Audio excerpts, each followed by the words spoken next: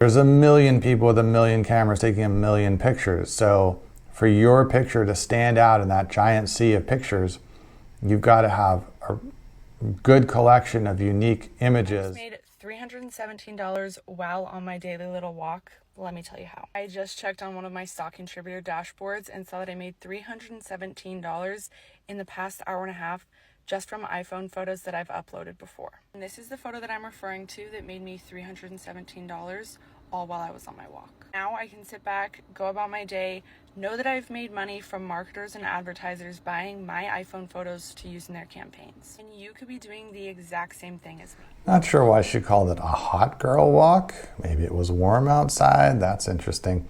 But as far as this business model, yes, people definitely pay for stock photos because nowadays there's bots that scour the internet for licensed images.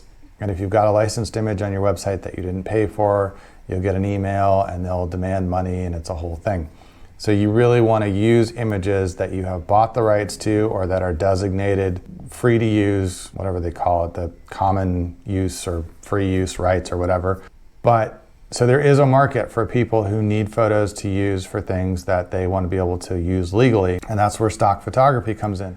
The challenge is there's a million people with a million cameras taking a million pictures. So for your picture to stand out in that giant sea of pictures, you've got to have a good collection of unique images that are the kinds of images that people want to use and will pay for the rights to. So just going out and taking pictures of your dog or the parking lot or your building or the tree in the park by your house probably isn't going to cut it.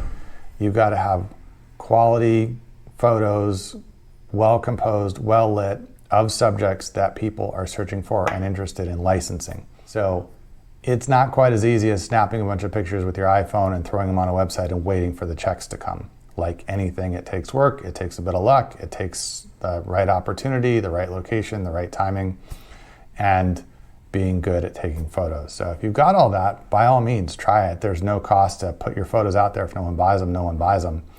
But you could spend a lot of time and energy taking photos and end up having nobody ever pay you for any of them. So if you go into this business, understand what you're getting into, research the market, figure out what people are buying, and make sure you're filling a need in a unique way, just like any business, if you want it to be successful.